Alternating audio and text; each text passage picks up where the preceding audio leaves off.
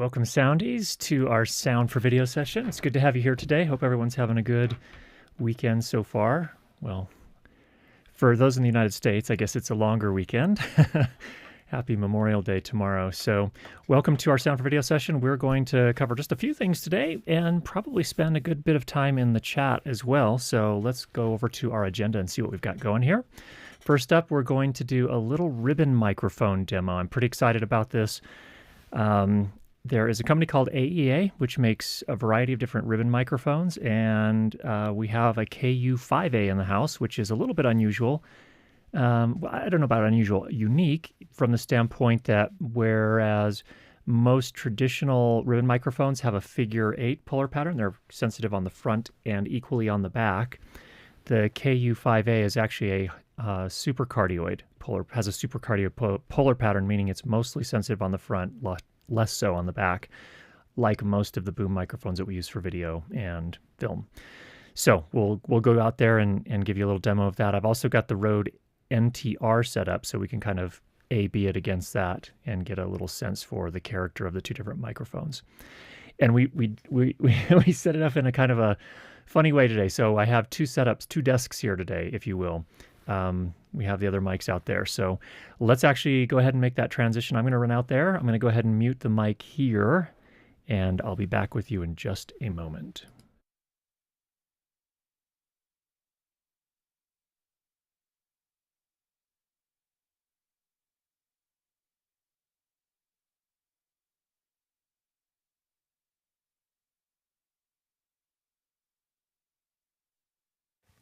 All right, we're now out in the studio. So I've got a couple microphones here with me. You can see, first of all, this is the AEA KU5A. This is the supercardioid ribbon microphone. Ooh, the sibilance in my voice seems to be picking some of that up pretty nicely, or not so nicely, depending on your perspective. Ribbon microphones are unique. And actually, let me just kind of twist this one around. This is the Rode over here, the Rode NTR. You can kind of see here, just wanted to turn it so you could see it a little better.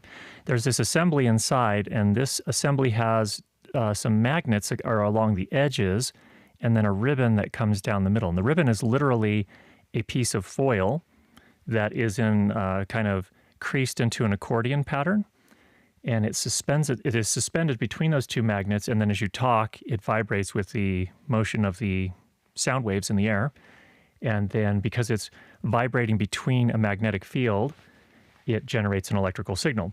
Now, traditionally, ribbon microphones required a ton of gain. They're basically a type of dynamic microphone, but they're one that require a lot of amplification from your preamplifier. And the challenge is that creating an amplifier that can provide enough gain for a ribbon microphone is pretty challenging, and to keep it clean and sounding good. So what we're finding in a lot of the newer ribbon microphone designs, and again, the first ribbon microphone designs were from the 1930s, early 30s, if I remember correctly. It was actually RCA that made the first of them. These actually have active amplifiers in them. So they have essentially a preamplifier in the microphone itself. In fact, you've got that both in the Rode and in the AEA in this case. And then it sends that signal off to your audio interface, camera, mixing board, whatever it is you're using, and then it has to amplify it further up to line level. So that's what you're hearing here. Couple of things. The interesting thing about ribbon microphones in terms of characteristic that I've noticed is that even when you're not right on top of them, they tend to hold on to the lower frequencies a little bit better than a lot of other microphones. They also, if you get up pretty close on them, tend to get pretty woolly sounding. So you have to kind of be careful about that. But the nice thing is, I think they would actually be really good for voiceover, for example, for if you're in a situation where you have a script in front of you. So you'd be able to put a little bit more room between yourself and the script, or between yourself and the microphone, so you'd have more room for your script. I don't know that we see a lot of them in use for voiceover. I think they could be useful for podcasts too. The challenge is you have to have a pretty good room, a room in terms of acoustics that's fairly well treated, doesn't have a lot of things going on with it. We actually have had pretty good success using the Rode NTR, and we're looking forward to using this one as well. But this works really beautifully for brass instruments. So Emma plays trumpet. We've used it for that. We've also used it a little bit for Danny's violin, and just beautiful reproduction on both of those. So we've been really happy with that. All right, let me just switch over to the Rode NTR so you can kind of hear them side by side and see what they sound like. So I'm going to go ahead and turn off the AEA. Okay, now we're on the Rode NTR. So we're on this one right here. In terms of distance, I'm probably, I would say 6 to 8 inches from each of these. Perspective-wise, it looks like I'm closer to this one, but in reality, it's about the same. Just has to do with camera position and the position of the mics. The Rode sounds a little bit beefier to me. It seems to pick up a little bit more of the low frequencies, even at distance. And another thing is you have to be very careful with these as well. If you had a plosive that was strong enough, you could actually damage the ribbon. So they're far more delicate than the typical dynamic microphones that we use and even the condenser microphones that we use. So they're definitely more of a studio type of thing than they are a, out in the field or outdoors type of thing. If you got, I guess, the right wind protection, maybe you could make it work. But I think they're also a little bit more sensitive to jostling. So if you jostle things around a fair bit, that can be kind of dangerous for these types of things as well. In fact, let me switch back over to the AEA. Okay, we're back on the AEA. Let me show you something here. I don't know that the AEA has anything like this, but the Rode has an internal suspension system. Don't know if you can see it very well. Yeah, you can see it kind of as I bump it there, you can see how it kind of is suspended, and they try to put a lot of engineering into managing shock mounting. So that's pretty interesting in the Rode. I'm curious, can you guys hear any difference between the two when you hear them side by side? So right now I'm on the AEA still. Let's go back over to the Rode. Okay, now I'm back over on the Rode. Checkity 1, 2, 3, 4, 5. Let me tell you a little bit more about these. I'm going to switch back over to the AEA. Okay. What's interesting about these two is with this, you have a supercardioid polar pattern. So that gives you a little bit more freedom in terms of where you can use it, I feel like. With a polar pattern like this, a figure 8 polar pattern where it's sensitive on the front here and also on the back over here, you have to have a room that works pretty well for what you're doing. So for example, in the case of recording Emma's trumpet, we're actually looking for a reverberant room. Typically, we want something that has some character to it. And in fact, I think a lot of musicians are used to playing in spaces that have a little bit of a live element to them. I think it helps a little bit in some ways. But in any way, that's why we find this one pretty useful. But if you want a little bit more isolation, that's where something like this can come in. I actually bought it for podcasting, so I haven't done as much podcasting as I would like, but I'm hoping to do a little bit more in the next little bit here. Let me just read a little bit from the manual that came with the KU5A, just so you can get a little bit more sample here. The reduced rear lobe of the supercardioid pattern leads to ambient noise rejection far superior to that of a conventional bidirectional ribbon mic. It has nulls at approximately 135 degrees. So I think back here are the nulls. Has nulls at approximately 135 degrees from the principal front axis. Projected in 3 dimensions, these nulls produce a cone of rejection to the rear of the microphone that can be used effectively to reduce leakage. Simply arrange the musicians so that nearby instruments are placed in the null of the nearby microphones and vice versa. So if you do have multiple musicians performing at the same time, something like this could be useful. However, what I have seen people do, and I'll go ahead and switch over to this again. Now we're back on the Rode. On the Rode, I've seen actually duets. So if people are singing, 2 people singing, you can position them on either side, or perhaps, I think this could be really useful. Danny plays in a duet, a violin duet, and having one person on one side and the other on the other, that could work really well and do a single mic type of setup there. let me talk a little bit about read a little bit about the active electronics in the KU5A. KU5A is an active microphone complete with a custom transformer and JFET electronics. It features the same custom transformer used in the A440, R8 4A, and Nuvo microphones. This circuitry grants more output, less audible noise, and a stable impedance. Stable impedance allows for a consistent frequency response and greater flexibility with different preamps, including those found in audio interfaces. The boosted output is vital when recording quiet sources like vocals and soft acoustic guitars. Additionally, the active circuitry also prevents noise and interference on long cable runs and when operating large lighting rigs. Are you hearing the violin now? Up there. The KU5A requires standard 48-volt phantom power. That is one thing I should talk about. The traditional passive ribbon microphones, if you apply phantom power to them, you can actually destroy them, and they will need to be repaired. And I believe it damages the transformer in them. Not 100% sure on that, but definitely never turn on phantom power for a ribbon microphone unless it is an active ribbon microphone that needs phantom power. The phantom current draw for the active AEA ribbon mics is 7 milliamps. IEC specifies phantom 48 power should be able to deliver 10 milliamps per input. Some USB and battery-powered audio interfaces won't deliver this. Please check the current values available on your unit to ensure the best performance. Then it talks a little bit about proximity effect. Again, if we get up right on the microphone here, I've got it just aimed at the side of my mouth. We're getting a little bit more of that proximity, that rich low end.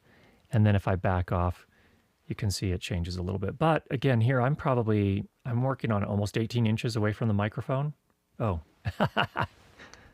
I was talking to the wrong one. Let's switch back over. Okay, now I'm back on this one. So here's an example of the proximity effect. I thought, wow, it didn't sound that much different. Now as I back off a little bit, you can see it drops a little bit. Here I'm about 18 inches away, and it still seems to have a pretty full bottom end to it from what I can hear. So that's one of the benefits I think of ribbon microphones. The manual says proximity effect, a characteristic of all directional microphones, is a rise in low frequency response at closer working distances. This can be used to superb effect, particularly with deeper vocals to enhance richness and depth. A potential trade-off is reduced articulation resulting from of the masking effect on the treble due to excessive bass boost. The KU5A, a near-field ribbon microphone, was designed to minimize proximity effect to allow for close-range recording sources within 3 inches of the mic, which will benefit from the warmth of its proximity effect. It does also have an integrated high-pass filter, interestingly. It's not switchable. The KU5A's smooth ribbon mid-range softens the sibilance that a condenser often accentuates, and its top end alleviates the need to blend it with other microphones for more bite. The KU5A has an integrated electronic high-pass filter. They can be engaged by an external... Oh, there is a switch. I didn't know that.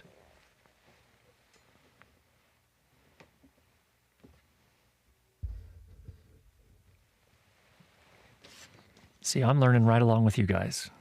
Pure ignorance, which is being solved by reading the manual. Let's see. So the high-pass filter can be engaged by an external push-button switch. The filter smoothly rolls off the low end with a 6 dB per octave at 283 hertz. So it's a fairly... it goes fairly high up almost into the mids, really. And it says this high-pass filter was designed specifically for singers who use the KU5A on the road and in the studio, and allows you to position the mic right up against the source without capturing overwhelming proximity effect. Interesting. Okay, let me switch back over to the Rode again. Okay, we're now on the Rode. This again is a Rode NTR, and there's a sense for how that one sounds. This one sounds a lot less bright to me. Let me switch back again. Okay, now I'm back on the KUA. KUA seems to have more articulation to it, perhaps bordering on sibilant, picking up maybe too much of the sibilance, but there's a difference between these. If you have any questions, go ahead and put those in the chat. We'd love to see what your questions are on this, and then we'll get back into this the other studio here in just a minute and run into our other questions. So Emma, I think you can put those up if you've got any. Yep, here we go. Shoji, what are the common applications for a ribbon mic? Today, I think you're going to see them more likely on brass instruments is probably the very first thing that comes to mind. Most of the people that I've heard that are using them use them a lot of times for brass instruments. I think they can be used for any instrument, really. The characteristic of generally, I think at a very general level, the characteristic of ribbon microphones is they tend to be very good at maintaining their sensitivity to bass, even when they're not right next to the source. So that's one thing. Another thing is they also tend to roll off the highs a little bit differently.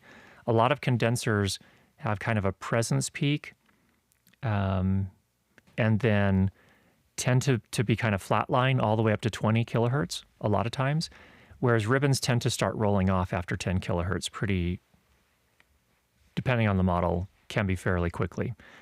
I find that pretty useful on violin, my wife's instrument in particular, because it can she has an instrument that's sort of modeled. Its design was modeled after a German violin maker, and it was really made to project. And it can start to sound really harsh unless you have the microphone quite a ways away. And so a ribbon microphone really kind of captures the best of that particular instrument. So I think a lot of times for instruments. However, I'm starting to see them more for vocals for music as well. And my friend Bandrew from Podcastage has mentioned that I actually first heard about this microphone from him. He was very enthusiastic about it for podcasting. Now, obviously, it's a very high-end podcasting microphone. This is a $1,200, I believe it's $1,200. Maybe it's $1,300. So it's an expensive microphone. It's not cheap. This one, the Rode, let me switch back over. The Rode here is more affordable for ribbon as far as active ribbon microphones go. This one runs, I think, closer to $700 or $800. And but in terms of there are some less expensive ones as well. I believe Behringer, I think it's Behringer that makes some. And then there's a company called Golden Age Project, which they at least used to. In fact, I had one of their early active ribbon microphones as well. It was pretty noisy. It was somewhere in the $200 to $270 range, as I recall. It was a little on the noisy side, but it did sound really good, aside from the noise issue. So I would say a lot of times you're going to see these mainly for instrument recording, but I love the sound of them, and I think they're completely appropriate if you're in the right circumstances for spoken word content as well. So thanks for that, Shoji. Mark, a microphone which breaks if you speak at it too loud. That seems badly designed. Good point. They are... I would say this, they put a lot of engineering. There are actually multiple on the Rode, for example, and I think it's the same here with the picking up some, I'm actually turning it. You can hear it's picking up some noise in the room here. Let me switch to the other microphone. Okay, we're back on the KUA5. They put a lot of design into the grill here. So there's an outer grill, and then there's also an inner grill as well. So that should diffuse most things, but it's definitely not the type of thing that you would want to use. If you're doing vocals, you wouldn't want to be right up on it, singing full blast right into it. You would put a pop shield at the very least in front of it, and that should be fine in most cases. But yeah, you do have to be careful with these. These are far more delicate than condensers or dynamics. And I think that's to a large extent why we didn't see nearly as many of them. They first became super popular in the 30s because they sounded so much better than everything they had at the time. But I think what we saw after that was that then these other types of microphone designs came out, condenser and dynamic, which were far more durable. And especially for traveling musicians, I think it made a lot more sense to have something that was a lot more durable. So we kind of saw ribbon microphones kind of fall away.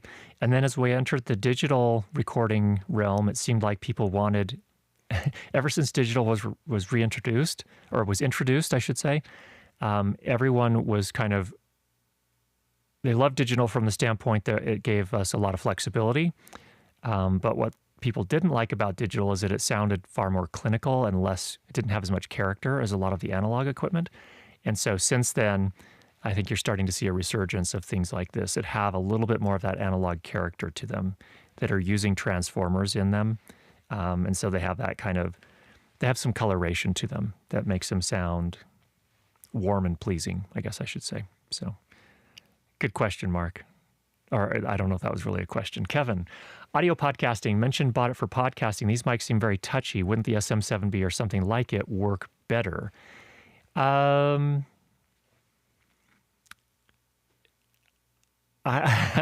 don't know about better, but I'm not saying this is the right choice for most people. I'm saying I bought it for that purpose because I am an absolute audio nerd. I think that's the same reason that Bandrew loves it, is it does have a very wonderful sound to it. The nice thing about it is I don't have to be right on top of it. That's the thing with the SM7B. You have to be pretty close to an SM7B. You can't back off very much. And I found that especially here on the road. Here I am on the road. And even when I'm not, I'm a solid, again, at least 18 inches from it here. And the bass hasn't fallen off dramatically. If on an SM7B or other dynamic microphones, if you get that far off, you're losing most of the bass, in my experience. So just different tools to accomplish the same thing. Again, this is the nerd stream. You understand that, Kevin. So we do nerdy things here, and this is a great example of very nerdy things. It's not the right microphone for everybody. You're right. I think an SM7B would probably suit more podcasters than these probably would. You have to be a super nerd. Sonoga, what audio interface are you using with the Ribbon mics? Today, I am actually using the Allen & Heath SQ5 mixer, which is down just right here. That's what I've been muting and switching back and forth between the channels. I'm going to switch back over to the KU-A5. KU-5A, still getting that model number down. So the SQ5 mixer is what I'm using right here, and then that's feeding into Canon C200, which is the camera we're using here, and then that goes SDI into the other room, and then it gets converted back to HDMI and it goes into the A10 Mini Extreme, which is what you're hearing this on. That's our signal chain today. Boulder Surfer, good to have you here. Sibilance is really only noticeable when you face the AEA. When you speak with it aimed at the side of your face, it sounds great. Yeah, and that's actually a good suggestion in terms of general microphone technique, is that you can actually kind of manage sibilance that way. So here I am facing away from it a little bit, and then as I face it, she sells seashells by the seashore. She sells seashells by the seashore. It takes the edge off just a little bit, it seems like. So yeah, good point on that. Thanks for that, Boulder Surfer. It's good to have you here. It's good to see you. Alan, main things I've used my Cascade Fathead 2 SPs are on sax and trumpet, but I've also used on acoustic guitar where the null was useful. Yes. Thanks for mentioning that again. Yeah, the null can be really useful again if there are other instruments in the room. And actually, the first films that used these, they actually used a figure 8 polar pattern, and they aimed them or positioned them so that the camera, which was very, very noisy, a film camera, was in the null off to the side of the microphone. So that's what they did here. Now, we have these newer designs that have a supercardioid polar pattern, which makes it a little bit more useful. I'm not sure if the Cascade is a super or a cardioid or what its polar pattern is, but yeah. Sax and trumpet, yeah, again, brass is kind of like the first instrument that comes to mind when people think of ribbon mics. Definitely, thanks for that, Alan. Ike, hey Ike, good to have you here. A ribbon mic works also fine in combination with a dynamic mic in front of a guitar amp to broaden the sound. Great idea, thanks for that. So you put both of them in front of the guitar amp? Cool. Yeah, that's a world that I don't generally live in, but I have heard of people doing that. My brother would talk about putting different mics in front of his amps to get different sounds for sure. Thanks for that, Ike. That boom arm the AEA is mounted on looks really nice. Make, model. That is my brand new microphone stand, and it's huge. This is a Latch Lake Mic King, MICKING 2200. It has a huge cast iron floor stand that only takes up about, I think it's 18 inches in diameter. And it has a telescoping boom that can go something like 10 feet. And in terms of the mast, the vertical pull, it can go, I think, another 10 feet as well. It's I actually used it for my episode that went up on my main channel today, I put a boom microphone on this as well. So it was boomed up out of the frame above me. So we can use it for that as well. The nice thing about this is that I was able to reclaim a C-stand that I was using for my boom microphones and use that for lights. And now I can use this for my mics. And now that I'm a little bit older, I was tired of the $25 microphone stands that you put a microphone on them that's heavy and they just do this over the course of your recording. And the funny thing is, it's like you could spend $100 on a mic stand and they just have more features. They're not better quality, it feels like. In a lot of cases, you really kind of have to go up in price from there. But that's what this one is. So this is my splurge. These two, this microphone and this boom arm. Hey, Rob. You do you, Curtis. That's right. If you are an audio nerd, you're in the right place. If you're not, I don't want to infuriate you. You don't have to stick around, but you're welcome. We'd love to have you stay if you're kind of into this kind of nerdy stuff. So thanks, Rob. All right. Any others, Emma? Okay, we're gonna move back to the other room here. Give us just a moment, and we'll get switched back.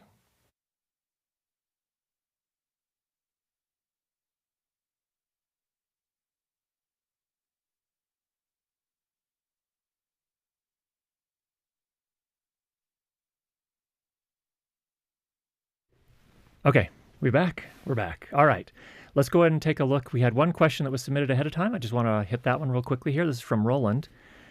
I'm currently using an Audio-Technica AT4053B boom just out of frame, about 1 foot above and ahead of the talent, for fixed talking head monologue shots in a small room. Properly compressed and EQ'd, it sounds decent, rejects off-axis sound, and I receive compliments of the audio quality. However, I'm considering upgrading to either a Sennheiser MKH50 or MKH8050 for a richer sound. I've watched your reviews of both, but am having difficulty deciding between the two. The slight price difference between them isn't a consideration. Any advice on how to choose between these two well-regarded dialogue mics would be welcome, as I don't have the opportunity to compare them in person prior to purchase. As always, thanks so much for sharing your expertise and experience. It's greatly appreciated. Actually, Emma said something really interesting today, earlier when we were testing these microphones out here. She was kind of like, oh, doesn't sound as good as the Shelford channel. And there's part of me that thinks that if you want a richer sound, that maybe something that has a more analog type of preamplifier stage might be the thing that would make a bigger difference than the microphone. But I think you will hear somewhat of a difference between AT4053B and a MKH50 or an 8050. Now, my thinking is, so I tried both the 50 and the 8050, and my experience with the 50 is that the 50 is an older design. In terms of overall character, to me, the 50 sounds kind of aggressive, and that can be a great sound if that's what you want. To me, the thought that comes to mind is action movie. It's really kind of an in-your-face kind of sound, whereas the 8050, which incidentally, that's what I used to record the lighting video that we put up on my main channel today. The first thing that Emma did when we actually downloaded that, we shot that Friday night, downloaded it, Emma's like, wow, that microphone sounds really, really good. And that's the thing, I think the 8050 has a much more mellow sound. Still has a nice rich low end, but in the middle it seems like it's scooped out a little bit, so it has that kind of a mellow, not so in your face kind of sound. So they're definitely voiced differently. My take is, if you want, it depends on what you want. So if you want that more aggressive sound, MKH50.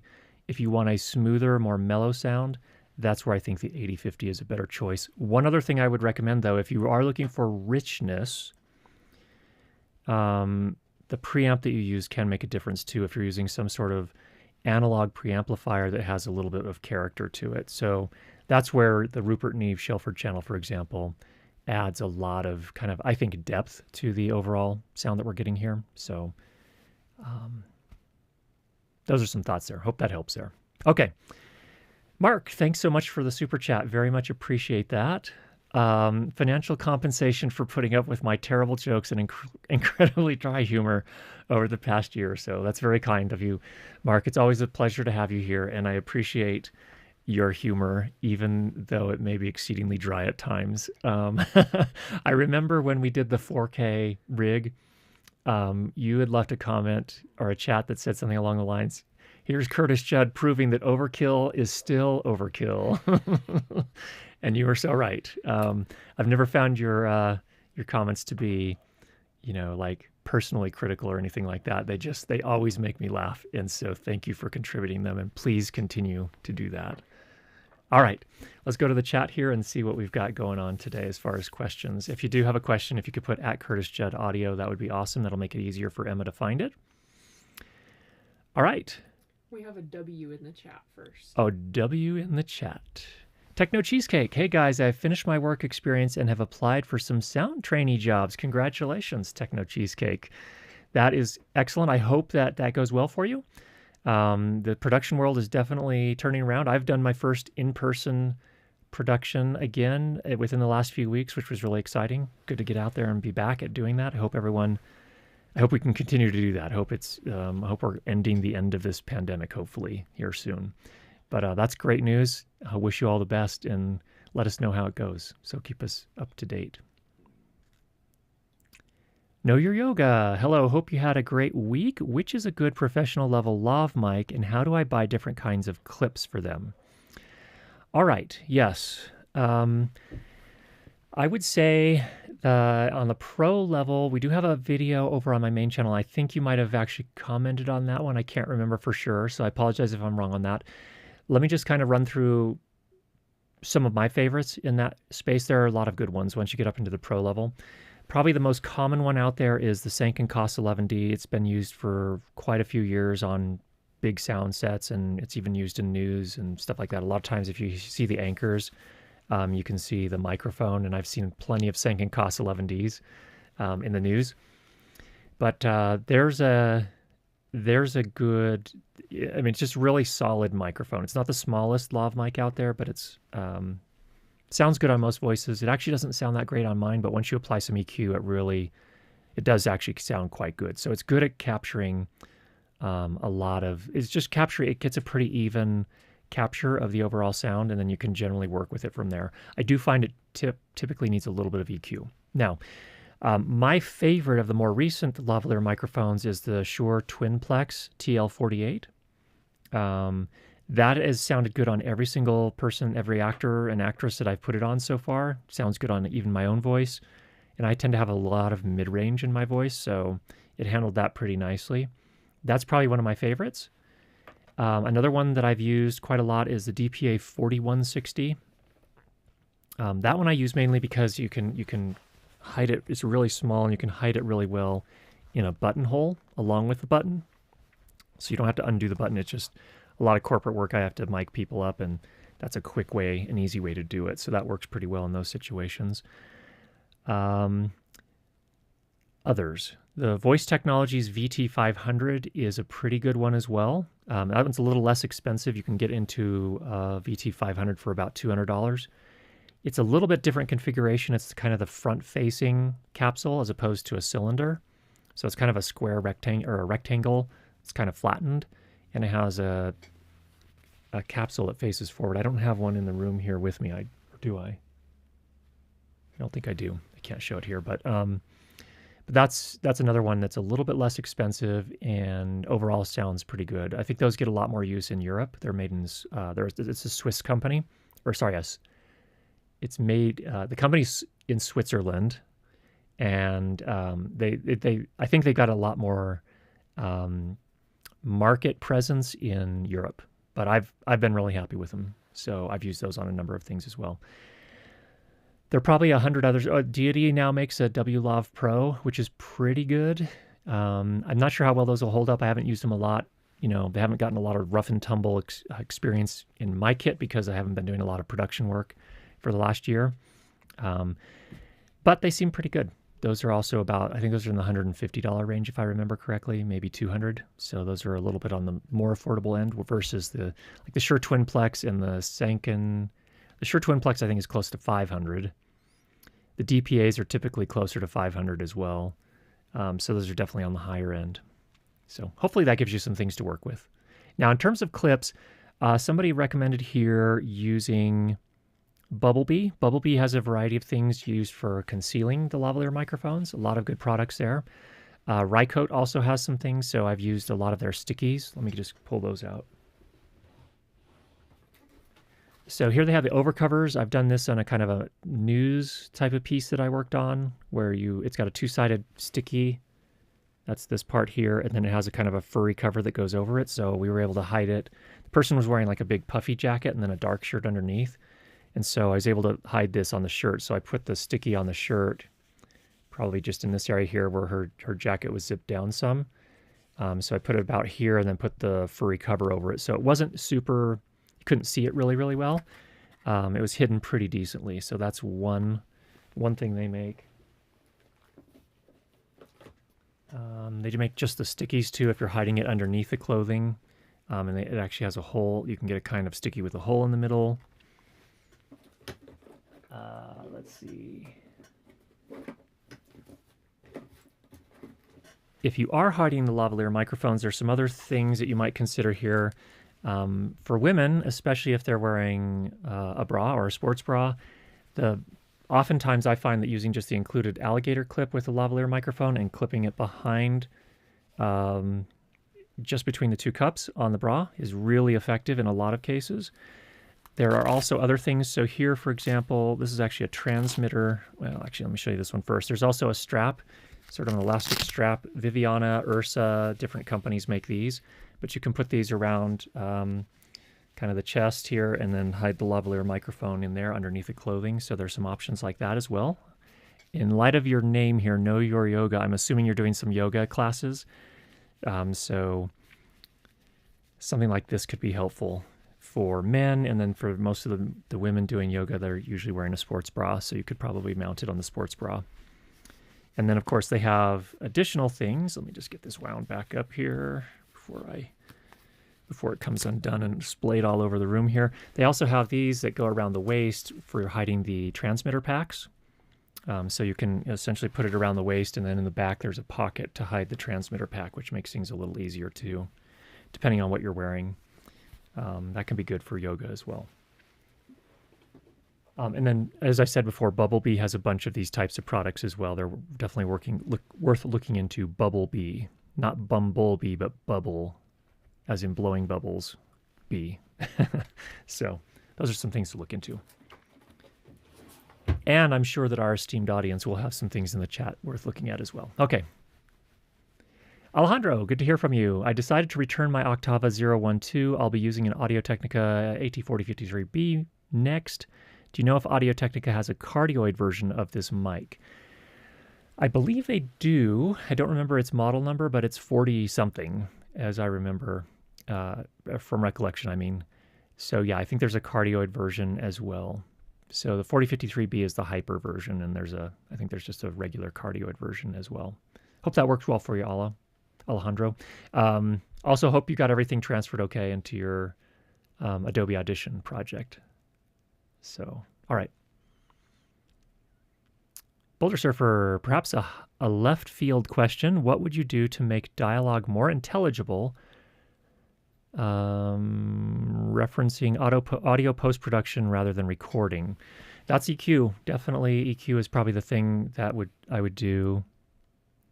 Referencing tie and listen, for example. Okay, yeah, so that video we made a while back. A couple things. Number one, let me talk about some production things and then some post things as well. So in production, one of the things that I think a lot of people miss, and I may have missed this as well, I'm not 100% certain, but if you have a boom microphone inside of a Zeppelin cover, a wind cover of some sort, a lot of times you're losing a lot of the articulation there automatically just because of the way those work and the laws of physics. In that case, if I were using my my DPA 4017B, I would actually, there's a presence boost switch. I would have turned that on. That would have helped a fair bit there. Another thing is that on lavalier microphones, again, some lavalier microphones are a little brighter than others, and they're made specifically for hiding underneath clothing. That can help as well. So those are a couple of things that you could do there. Then in post, that's where EQ will definitely come in. And a lot of times people are putting high, you can see people will put high shelves on, or you can just bump a specific range with more of a peak as opposed to a shelf. But a lot of times you do have to add some of that back, especially, again, if you have hidden microphones or microphones in the windshields and stuff like that. So one of the lessons I used is I always felt like early on, I was always very concerned about sibilance and always doing kind of maybe going overboard and managing sibilance. And then I got to that film. That's where it kind of went. There's a point of going too far, and then you also have to manage the other thing too. Is you can lose a lot of articulation, especially if you're going to have something that's a little bit more a more sophisticated mix, a lot more elements in the mix, with music running behind and things like that. That's where you're going to start losing some of that stuff, using all the outdoor, the windshields, hiding under clothing. That's where you start to lose some of that articulation. So that was a good experience for me from the standpoint that it helped me kind of balance out my approach overall. So those are some thoughts on that. It's a great question. Sonoga, are there any advantages of Thunderbolt audio interfaces over USB-C or USB-A? That's a good question. I don't know that I know the full answer to that, but let me just give you what I've observed and what my thoughts are. I don't know that there's a huge advantage unless you're having an audio interface with a large number of inputs on it. A lot of audio interfaces actually, certainly the USB audio interfaces, are actually just USB 2.0, and that's enough bandwidth to do most of what you need for a small interface. Once you get up to something with more inputs, that's when you're going to need more bandwidth. And so I guess it depends on what you're trying to do. Again, if you just need one or two inputs, probably USB 2.0 is fine.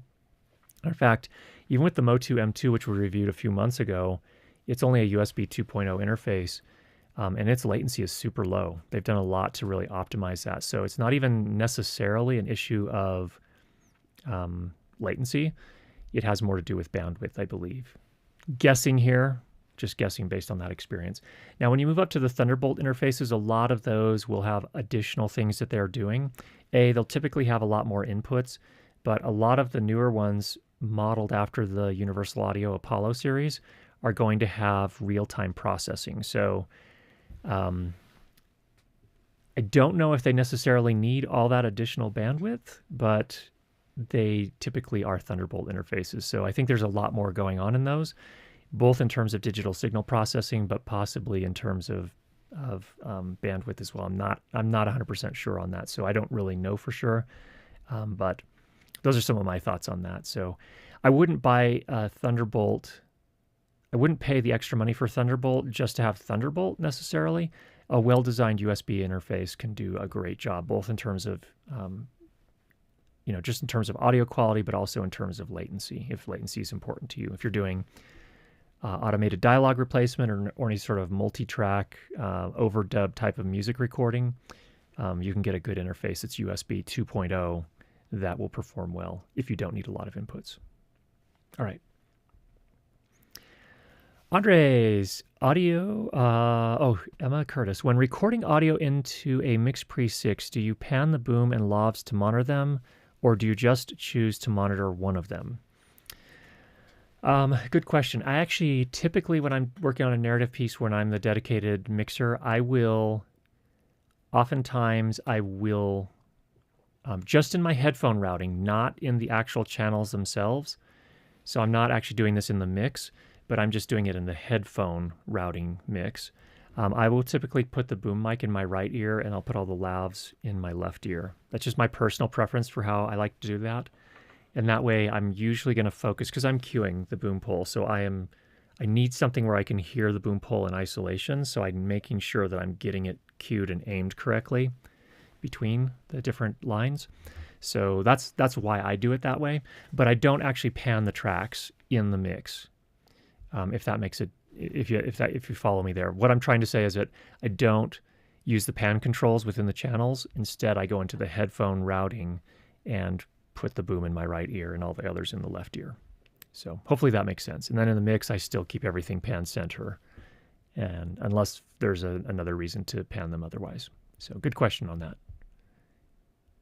All right, next up from Mark. Looking for wireless mic system upgrade advice. Electrosonics versus audio limited. All digital versus hybrid. By the way, nice shirt. Thanks.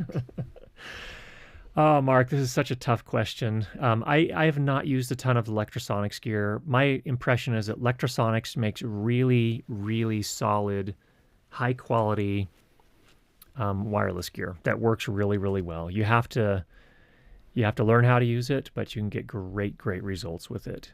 Super sturdy. They will repair it. They're based in the United States. I think you're here in the U.S. as well. I think, not 100% sure on that, but they have service for them throughout the world. But here in the United States, on the big productions, you're often going to see electro wireless gear. So there's definitely that. Audio limited, where I see a lot of audio limited in the pro, like on, again, bigger productions, TV and film.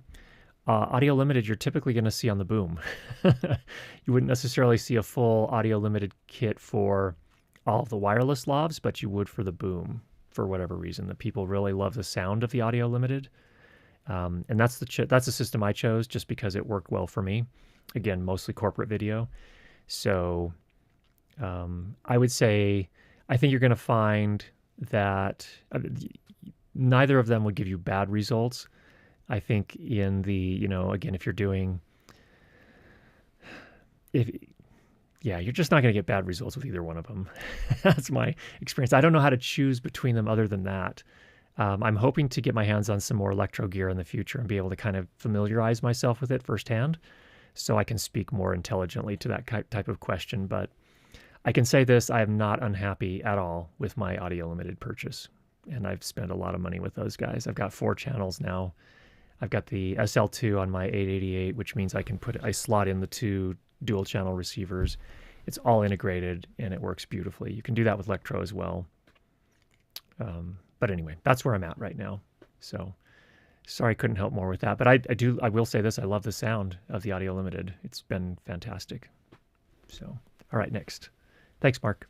Kevin, looking at Sanken Cost Lav, they have reduced sensitivity and normal sensitivity. Can you describe the application and or use, please? Yes, the reduced sensitivity is typically going to be for theater when you have people singing really, really loudly. That's typically when you're going to want to look at the reduced sensitivity. Normal sensitivity is going to be more for talking or voiceover, or not that you'd use a lav for voiceover, but narrative film, video, corporate video, that kind of thing is going to be the normal sensitivity. Those are the two. That's probably the main approach there between those two. Good question on that. Kevin's unapproved mid-roll ad break. Go to the CJ Learn Light and Sound School and buy courses. You'll get smarter. Well, thanks for that, Kevin. I appreciate the plug there.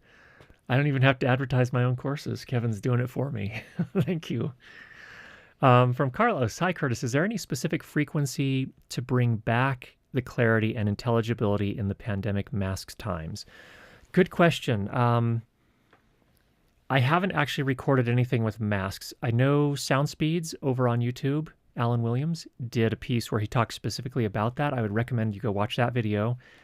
But also, what I typically do when I approach EQ, if I'm trying to fix something like that, I just like to sweep. You just put your headphones on, get out an equalizer, bump it up, make it pretty narrow, drop the Q down until it's fairly narrow, and start sweeping back and forth until you're able to find those frequencies where it's bringing back some of what you need. And actually, in that case, you don't have to go super narrow on the Q. You can actually leave it, maybe go to 5 on the Q, for example, and sweep it back and forth until you start to hear some of that articulation come back. So that's what I would typically do to solve those types of problems. There may be a particular frequency. I don't know exactly what it is, and I think Alan talked about it in his video to some extent there. It's been a while since I watched it, so I don't remember the exact numbers, but definitely check that out and hope that helps. Good question, too. Very timely. We're out of questions? Really? We have 11 minutes to say whatever I want to say? Yeah. I want to hear what people thought of those ribbon microphones. People probably thought it was total overkill, right?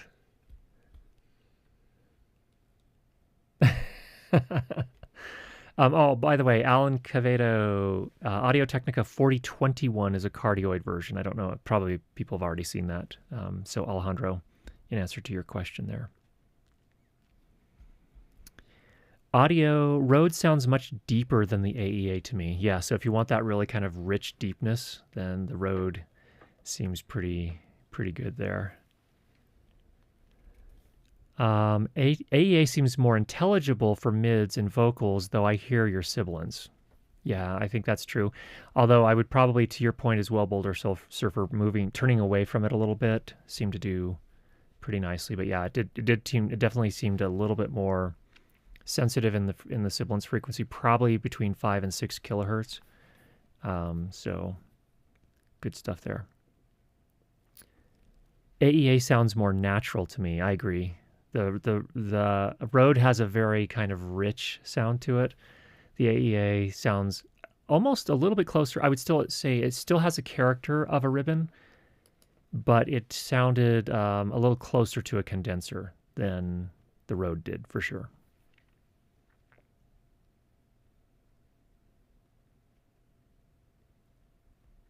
All right, go ahead and put Roland most recent comment on there. So one thing that Roland says, I don't know the specific frequencies to boost for mask intelligibility offhand, but it's almost certainly going to be mid-highs to highs. I agree. So that's going to probably be, I would start somewhere around start at 2 kilohertz and move your way up and see where you find most of that intelligibility. Let's see here. I'm having a hard time reading the name because I'm using just a small monitor here. Do you have a video on how to edit a podcast, especially using RX8 step to clear the sound? I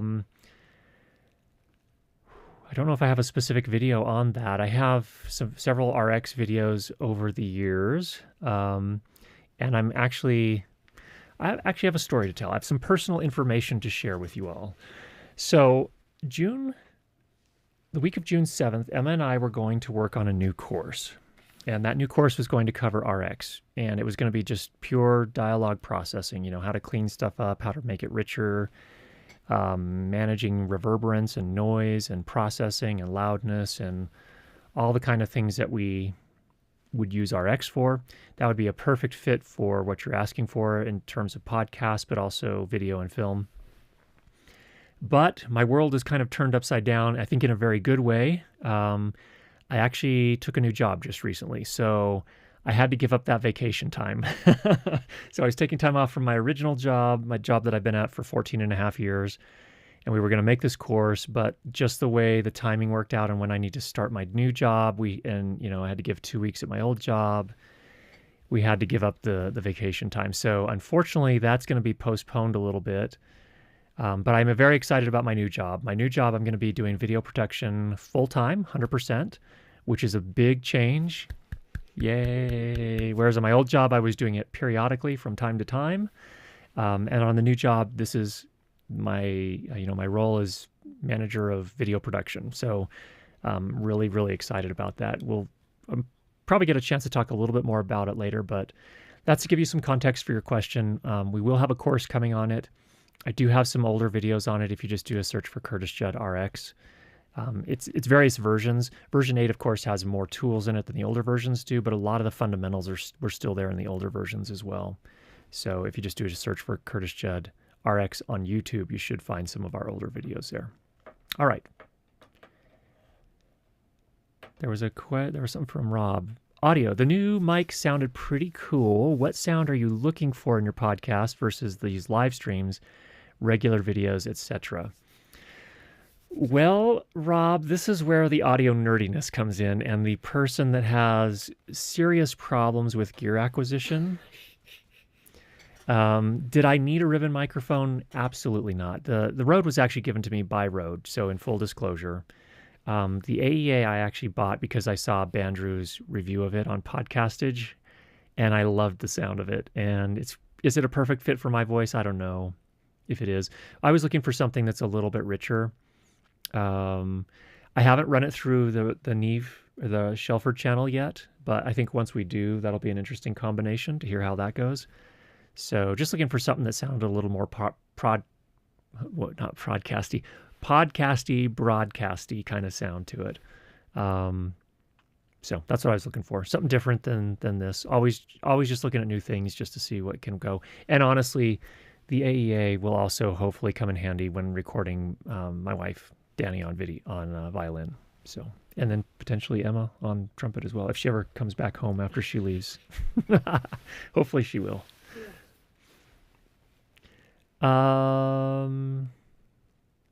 All right, A10 Mini Pro ISO setting. What are the difference between What's the difference between mic input plus power and mic and line level? Okay, there are three. Yeah, they're on the A10 Mini, on the audio settings in the ATEM software control app. Now there are 3 settings, and let me just pop into mine here. I don't have it set up to show on my screen today, but the 3 settings are microphone plus plug-in power, microphone, and line.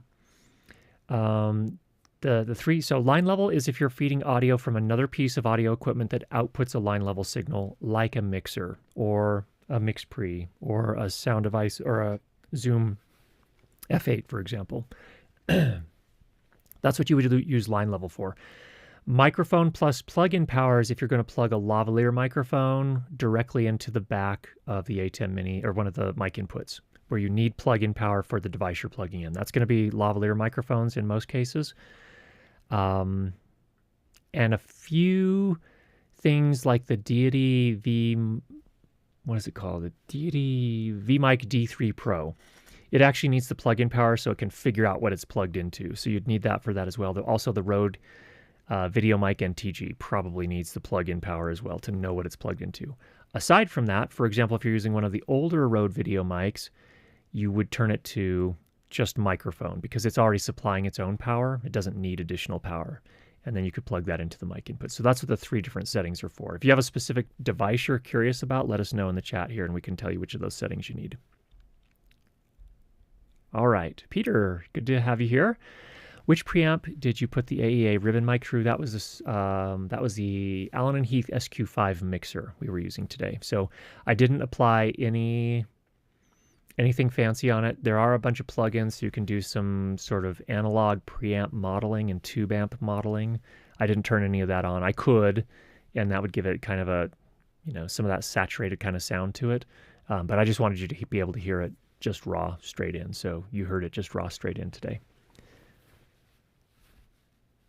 Andres, congrats. Are you going to have a chance to record BTS of these productions for the channel?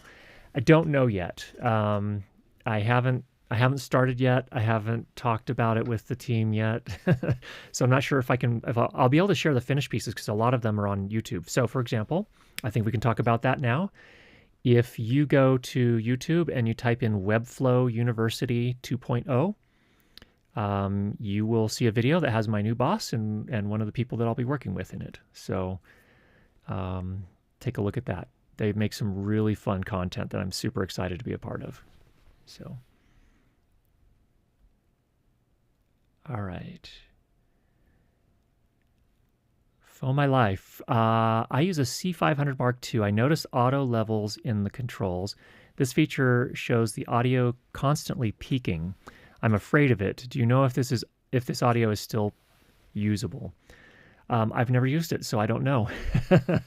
I turn off the auto levels pretty much always. That's generally going to be for videography type uses where you don't have a good handle on, setting gain and things like that. I would just turn it off. You could do some tests with it and see if it's usable still. But if it's peaking, or by peaking, I assume you mean clipping. If it's clipping, then no, you would definitely want to turn it off if it's doing that. The problem I've found with that is that even not just for narrative stuff in particular, but even for stuff that's not narrative work, corporate videos, interviews, there are often little pauses between, and the auto gain things often will try to boost the levels up when people stop talking. And so suddenly you get this nasty, nasty noise floor. So I usually just turn it off and don't use it at all. But if it is something that may be useful to you, like you only have, one person operating camera, or you don't even have anyone operating camera and you're in front of the camera and you need some way to manage the levels, then my first recommendation would be learn how to set the gain levels and watch the little meters on your screen. But if you can't do that and you do need to turn it on, do some tests with it beforehand to make sure that it's working okay and getting you the results that you want. So typically I turn that off. All right, Mark, thoughts on the MixPre 6.2 external power options?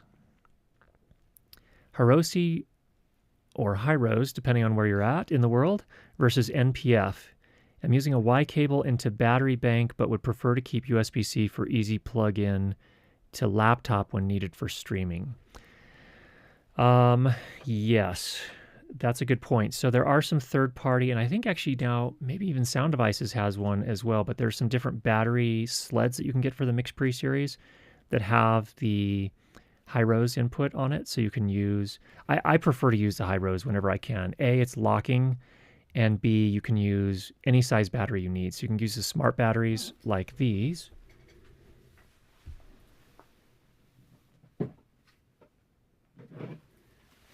So these are, they were called high-Q batteries, I think, when they first, that was one of the brandings that they've gotten, but this is made by a company called Inspired Energy, and you can see they have the little contacts right there. They have a meter. Hold it so you can see it.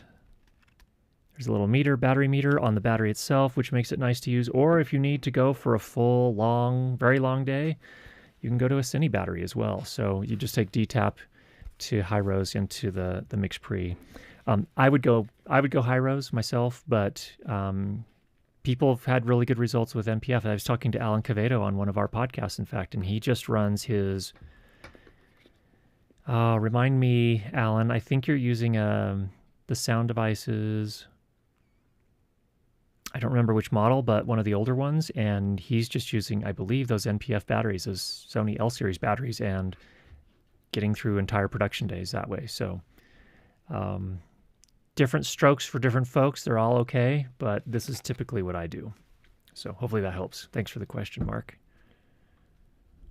Last one. This is in reference to mic versus line versus mic plus power. Okay, one last question. Emma says, I'm using the Rode Video Mic Pro. So in that case, you would turn it to microphone, not to microphone plus plug-in power. So just to microphone is what you'd want to do on that one, because your microphone already provides its own power. Okay, I think that's going to do it for us today. Everybody, thank you so much for joining us. I hope you're having a good time recording some great sound, hopefully having a good holiday for those in the United States, and get out there and make some good sound. Talk to you again soon. Take care, everybody.